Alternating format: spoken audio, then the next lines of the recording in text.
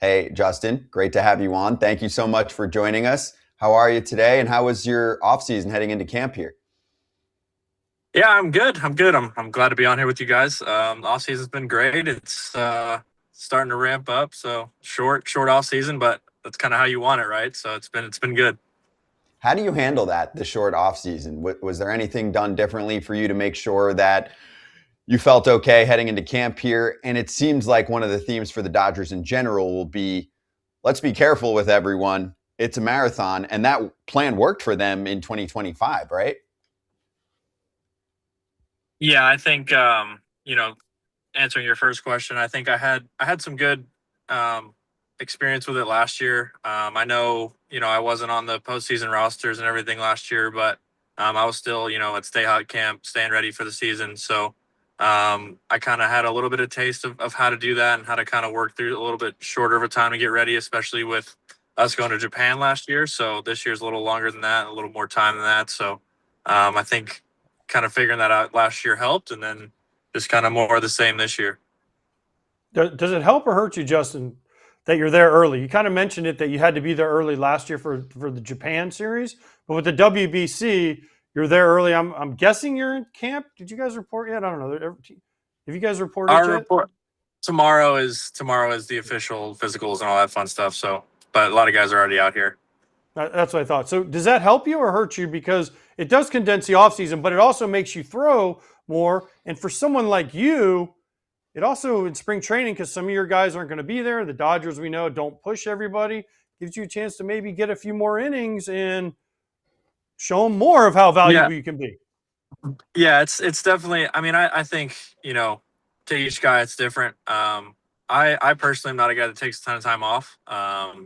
Just I've tried it really one off season in my professional career, and I didn't really like the way I felt coming out of it. So for me, it's like this year, for example, I took probably a week and a half off, and then I was stoned again. So um, I don't love to take a ton of time off. I feel like I lose feel. I feel like I stiffen up a little bit, and I think if you look at a lot of guys in the past that have played the game for a long time, a lot of them don't take a ton of time off. So I felt like that was the best thing for me. And yeah, like you said, I think there's a lot of opportunity.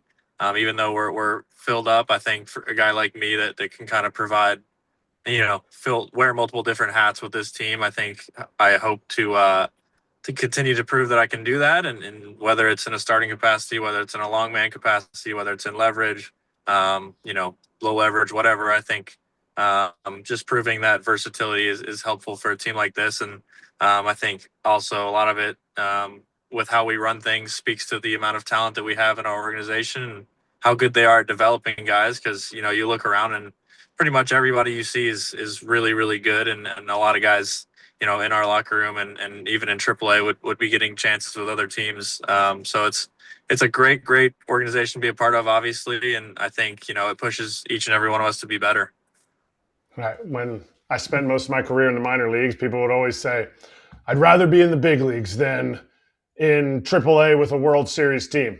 We get to ask you this. You, unfortunately, had to spend time in AAA.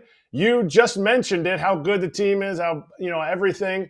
Would you rather be on the Dodgers and know there's a chance you're going to AAA like you had last year, but the World Series, or Justin Wrobleski, third starter in a rotation for any of the other teams that doesn't quite have the best chance?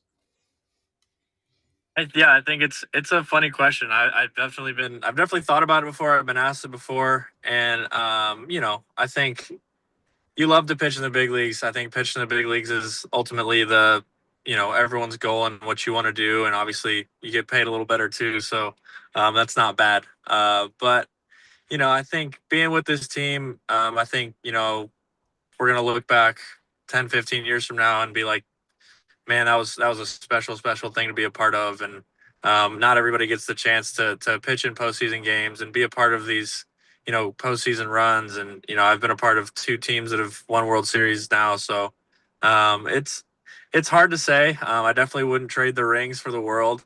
I love to win. I love to get that feeling and kind of pitching games that matter. And it's also tough because at the same end, like, yeah, I'd love to, be starting games and kind of get the chance to do that. And but I think, I love to win. So I think wherever I go, I want to win. And I know that's not always the case a lot of places, but just wherever I'm going to get opportunity, whether it's here, whether it's somewhere else, whether it's anywhere, I think, you want to win. And I think it's hard to trade stuff that you can't really put a price on. So I think final answer, I think I'd rather be with this team than any other team, just because it's a really, really special thing to be a part of.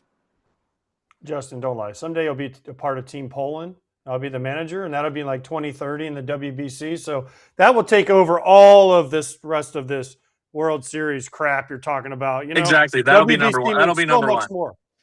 Yeah, That'll for be sure. number one. For sure. Scott and Erik say that WBC means more than the World Series, but we don't have time to get into that. We'll just let you enjoy your 2 rings, okay? But I do want to go back to the World Series. I do want to go back to the World Series because you had two really important things that you did in this World Series. One, you pitched in the 18-inning game, and you pitched in like the sixth and seventh inning, and then it went 11 innings, and you had nothing to do. So I want to know what you were doing. And then 2, we used to have Andrés Giménez on here all the time. Why did you throw at him, and why did you start a fight with him? Because he's like the nicest guy in the whole world. All right, so question number one. During that game, it was kind of like, it was pretty funny because, like, after you come out of the game, honestly, for me, it's like during the game, you're fine, like, because that's kind of your realm. Like, you're kind of in control of what's going on. You're in control of your, prep and getting ready and all this and that. And, then you go in the game and you're still in control there because, like, that's what you do. That's your domain. I think for me, I like to think of it as like, you know, I am there to perform. I'm there to pitch my best. I'm there to, do all that. And so just kind of, you're in that mindset, that mode that you get into when you play. And then when you come out, it's like, there's a lot more nerves there when you come out than when you're in the game. So I was just kind of hanging with the boys, really, the crew that was there that wasn't on the roster. And we just had a great group and just kind of hanging out, watching the game, doing anything we could to try to get some runs, outfit changes, shoe changes, all this and that. And it finally ended up working. We would have won the game probably about 3 or 4 times if the marine layer wasn't so heavy that night. Like, I think Teo had a ball that was scorched. That's a home run most days. Freddie even had one earlier in the game that probably would have been a home run most days. But it was real heavy and kind of cold that night. So, like, not cold, but like LA chilly, whatever. So the ball wasn't flying as much. And yeah, but it was a really crazy experience. And then what obviously Will ended up doing in that game was crazy, and just kind of watching it all unfold was wild. That's my answer number 1. Number 2, obviously, once you get to someone at 2 strikes, that is the best time to throw at them. No, but like, I'm not trying to throw at anybody. My second back-to-back of my career, obviously came up as a starter.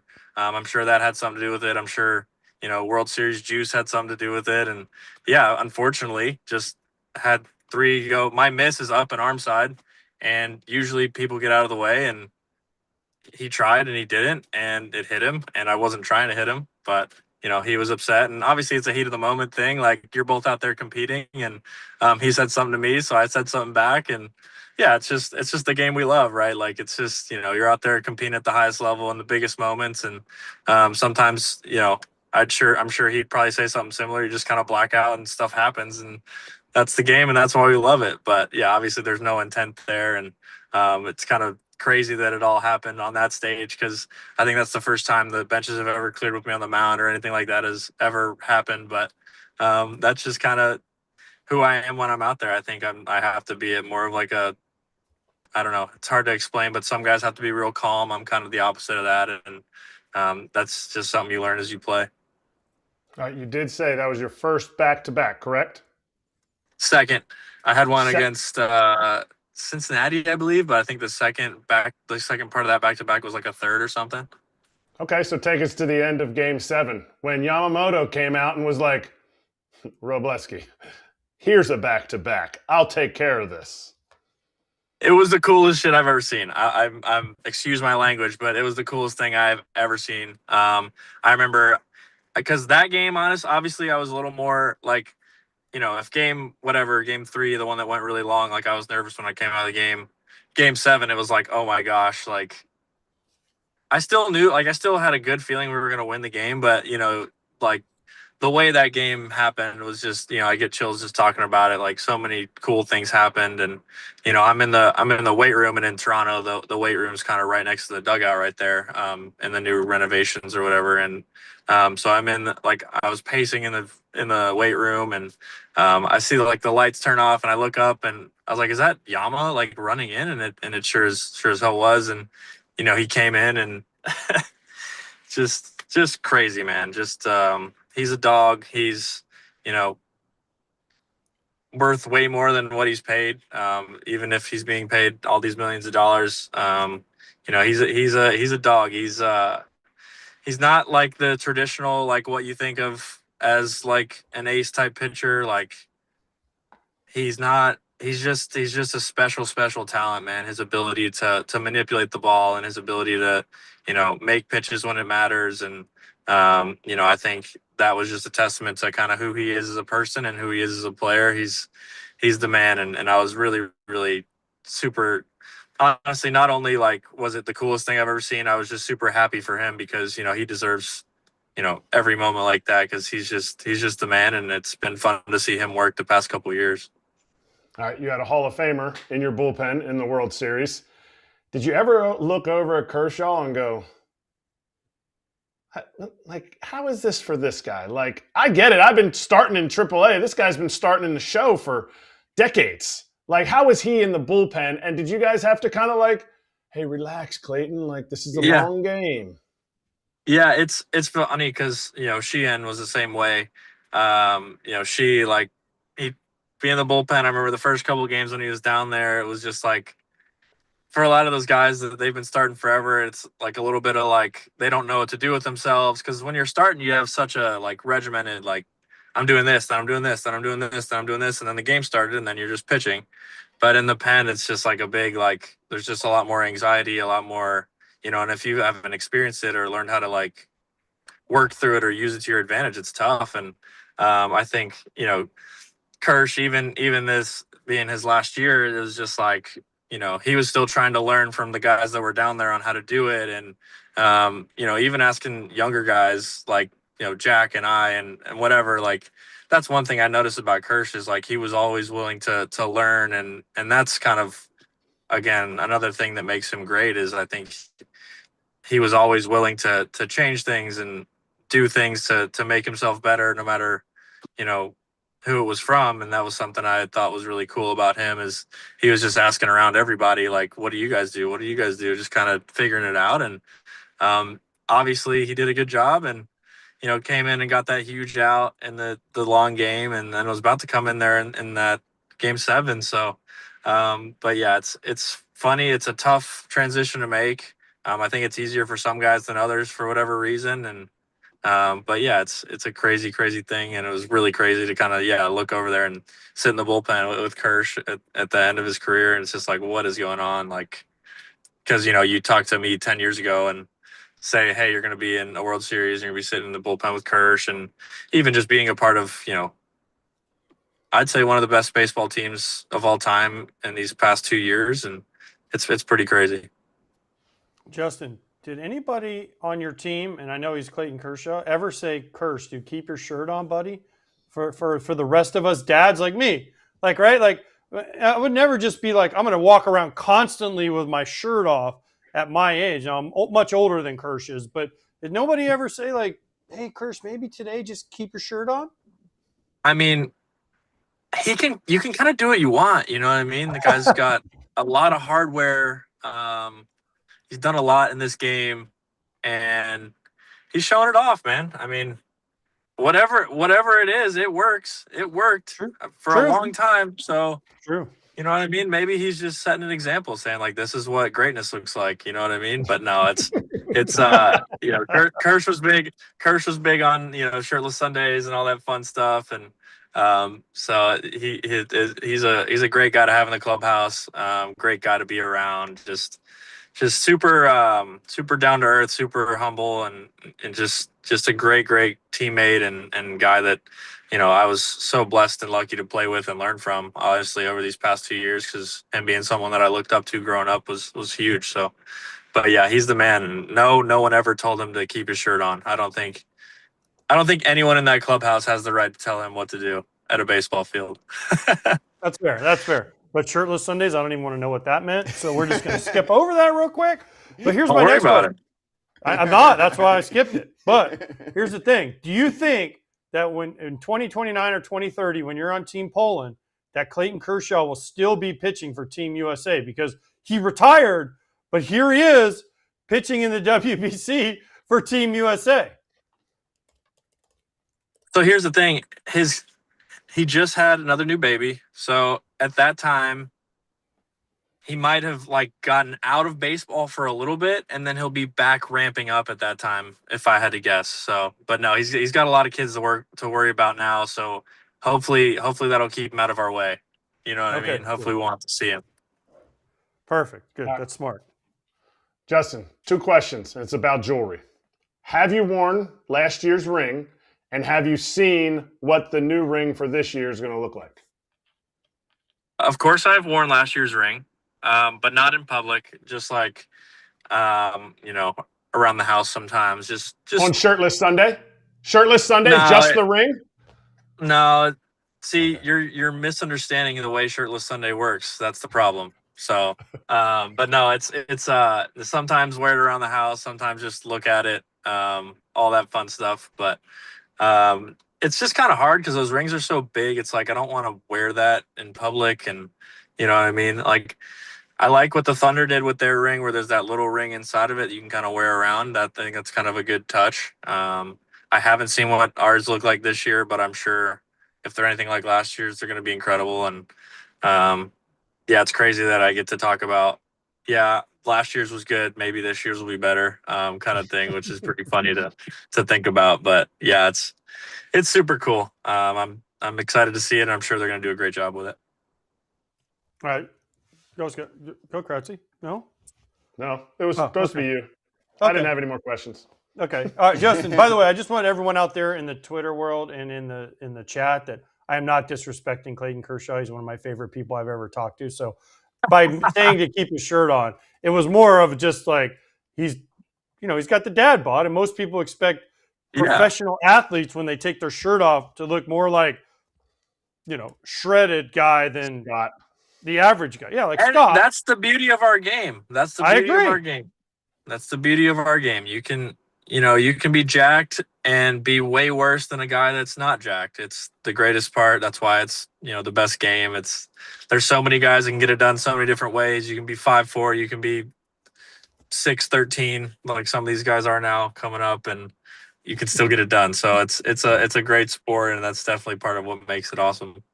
Agreed. 100%. Now, to my next question, which was going to be your free agents. Are you tired that your team is ruining baseball because they keep signing good players and you keep collecting rings? Like, are you so sad and mad and you're like, you know what? I don't want to play for the Dodgers anymore because we keep signing really good players and I'm just got a chance to get another ring.